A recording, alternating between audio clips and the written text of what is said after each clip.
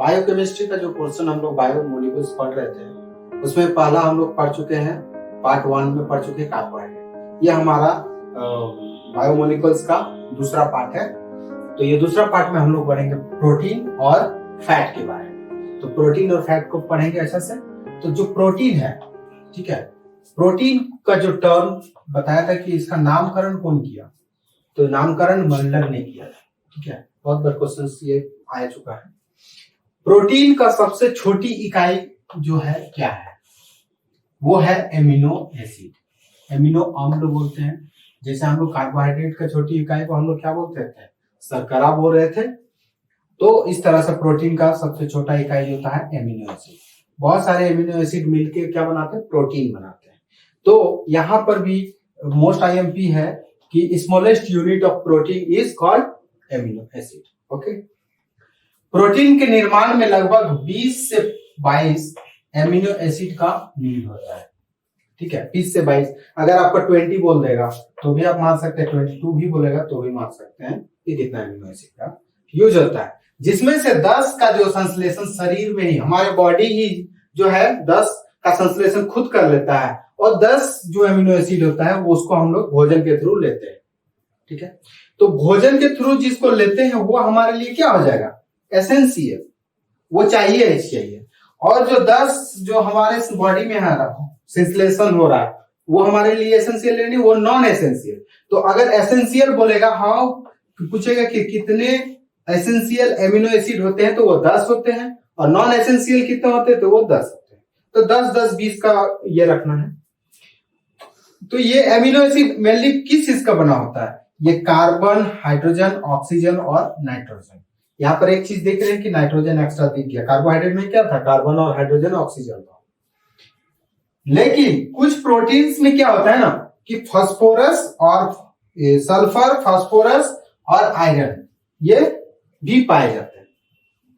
और हम जानते हैं कि जो प्रोटीन का संश्लेषण होता है वो कहाँ होता है, राइबोसोम में होता है।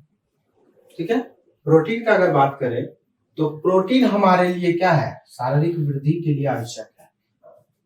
बॉडी बिल्डिंग सब्सटेंस है प्रोटीन्स। और चूंकि प्रोटीन्स बताया था कि स्मॉलेस्ट यूनिट क्या है, एमिनो एसिड। बच्चों में क्या होता है ना, अगर प्रोटीन का कमी हो जाएगा तो बच्चों में क्या होता है, इसमें डेफिशिएंसी डिजीज हो जाता है।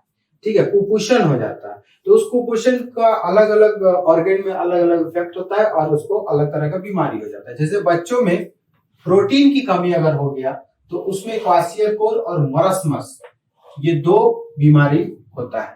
तो ये इसको भी याद रखना है, इसको काफी ज्यादा आईएमपी है, क्वाशियरकोर और मरस्मस। ठीक है, क्वाशियरकोर में क्या होता है ना कि बच्चों का जो हाथ पैर होता है वो पतला होता है, दुबला पतला हो जाता है, और जो पेट होता है वो बाहर निकला हुआ दिखता है। ठीक है, ये उसका सिम्टम्स है, कैसे आप पहचान सकते हैं। और मरस्मस में क्या होता है ना, बच्चों में स्किन जो होता है ना ढीला ढाला हो जाता है। उस तरह से आपको नेट में काफी मिल जाएगा कि आप डालिएगा क्वाशियरकोर पिक या फिर मरस्मस पिक, है ना, तो आपको मिल जाएगा।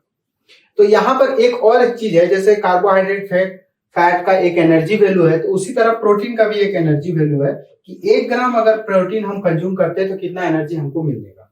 तो इसमें भी कार्बोहाइड्रेट के बराबर ही 4.2 कैलोरी एनर्जी मिलता है हीट के फॉर्म में। और जो एमिनो एसिड होता है ना, इसका स्मॉलेस्ट यूनिट प्रोटीन का एमिनो एसिड, उसमें मेनली क्या होता है, एसिड और बेस यानी अम्ल और क्षारीय दोनों तरह के गुण पाया जाता है। और जिस तरह का सब्सटेंस में एसिड और बेस का दोनों तरह का कैरेक्टर पाया जाता है उसको हम लोग बोलते हैं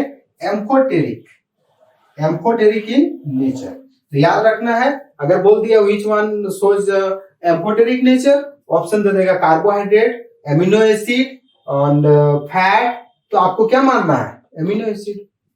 ठीक है, ये तो था प्रोटीन का बारे में। लेकिन एमिनो एसिड से भी कभी कभी क्वेश्चंस आ जाते हैं। तो एमिनो एसिड के बारे में कुछ इंपॉर्टेंट एमिनो एसिड है जिसको मैंने लिखा है, बाकी सबको नहीं लिखा है। यहाँ पहला फर्स्ट एमिनो एसिड तो डिस्कवरी जो किया गया, फर्स्ट एमिनो एसिड, उसका नाम है एस्पाराजीन। ठीक है, ये कहां से निकाला गया था, एस्पारागस। एस्पारागस क्या है, ये एक तरह का फंगस है।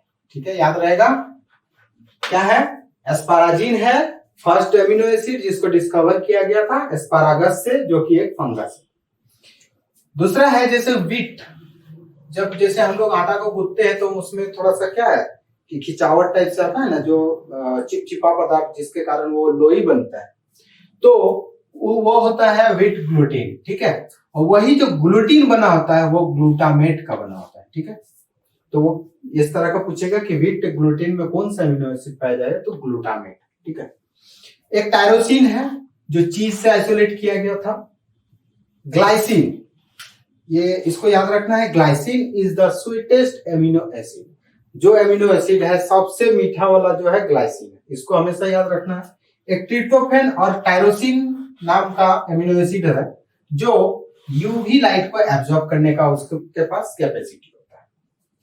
और जैसे कि हम बताए थे 20 to 22 एमिनो एसिड पाया जाता है। बहुत सारे बुक में आपको 12 तक का बुक में 20 दिखाएगा, लेकिन जैसे आप उसके आगे जाएंगे तो 22 दिखाएगा 11 ग्रेजुएट और पोस्ट ग्रेजुएट में। तो 21 और 22, तो 21वां जो है सेलेनोसिस्टीन है और 22वां एमिनो एसिड जो है पायरोलाइसिन है, ठीक है। तो प्रोटीन का पोर्शन यहाँ खत्म होता है। अब हम लोग स्टार्ट करेंगे फैट। प्रोटीन के बाद हम देखते हैं फैट, जिसको हम लोग लिपिड या वसा भी बोलते हैं। तो वसा की जो सबसे सरल और छोटी इकाई होती है वो है फैटी एसिड। याद रखिएगा, ये जो स्मॉलेस्ट यूनिट है इससे डायरेक्ट क्वेश्चन पूछा जाता है। जैसे कार्बोहाइड्रेट का स्मॉलेस्ट यूनिट क्या है, प्रोटीन का क्या है, फैट का क्या है, ठीक है। ये पानी में जो होता है अघुलनशील, पानी में ये घुलता नहीं है, लेकिन ईथर होगा या फिर अल्कोहल होगा या फिर क्लोरोफॉर्म, इसमें ये आसानी से घुल जाता है। कौन? फैट। और ये किस चीज का बना है? कार्बन, हाइड्रोजन और ऑक्सीजन का बना हुआ होता है। हर चीज में हम दिखा रहे हैं कि कार्बोहाइड्रेट किस का बना हुआ है, प्रोटीन किस चीज का बना हुआ है, फैट किस चीज का बना है, तो ये भी याद रखना है। फैट एफ हम यूज किए मींस फैटी एसिड, ठीक है।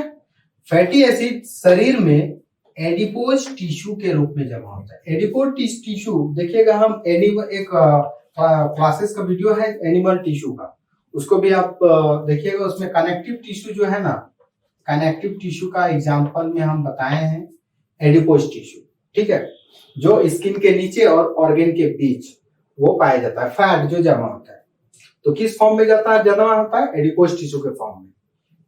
और वो जो फैट है वो 20 डिग्री पर वो सॉलिड होता है, और जब लिक्विड होता है तो उसको ऑयल बोलते हैं। अगर कोई फैट है उसको अगर आप 20 डिग्री तक या फिर उससे नीचे में कर दिए तो वो सॉलिड फॉर्म में आ जाएगा, और नहीं तो अगर ऑयल रहेगा तो वो लिक्विड फॉर्म में। ये जो फैटी एसिड है, जो फैट का स्मॉलेस्ट यूनिट है, ये मेनली दो तरह के होते हैं। एक सैचुरेटेड जिसको हम लोग संतृप्त बोलते हैं, और दूसरा है अनसैचुरेटेड जिसको बोलते हैं असंतृप्त, ठीक है। तो सैचुरेटेड जो होता है वो कहाँ पाया जाएगा? कॉटन ऑयल में, एक पाम ऑयल में, ठीक है। मेनली इसको डिवाइड करते हैं हम लोग स्ट्रक्चर के अकॉर्डिंग। जो कार्बन, हाइड्रोजन और ऑक्सीजन का बता रहे थे ना, जो कार्बन के बीच जो है वो बॉन्डिंग का ये डबल बॉन्ड है, सिंगल बॉन्ड है, उसके अकॉर्डिंग बांटते हैं। अनसैचुरेटेड जो असंतृप्त फैटी एसिड है वो फिश ऑयल और वनस्पति तेलों में पाया जाता है। और सबसे मोस्ट आईएमपी ये क्वेश्चन है आपका लिए कि 1 ग्राम फैट में कितना कैलोरी एनर्जी उष्मा मिलेगा। तो आपका यहाँ पर कभी कभी क्या होता है 9 to 9.3 रेंज दे देता है, तो सुविधा के लिए हमने क्या किया 9.3 लिखा हुआ है। अगर कहीं 9 अगर दे रहा है तो कोई दिक्कत नहीं है, आप 9 भी लिख सकते हैं। कैलोरी वो किस फॉर्म में देता है? हीट के फॉर्म में। यह शरीर को ऊर्जा प्रदान करती है, ठीक है।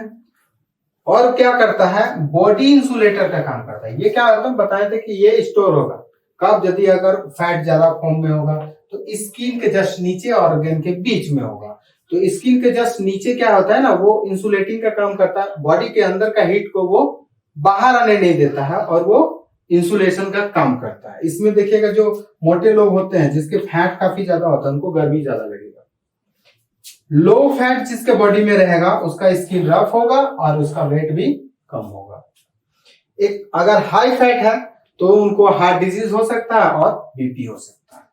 तो ये इंपॉर्टेंट मैंने बताया कि प्रोटीन और फैट से रिलेटेड अभी तक क्या क्या क्वेश्चन पूछे गए हैं और क्या क्या पूछे जाएंगे। बस इसी को फोकस करना है, ज्यादा इधर उधर नहीं जाना है। आपको क्वेश्चन यहीं से पूछे जाएंगे। अच्छे से पढ़िए, स्वस्थ रहिए, घर में रहिए।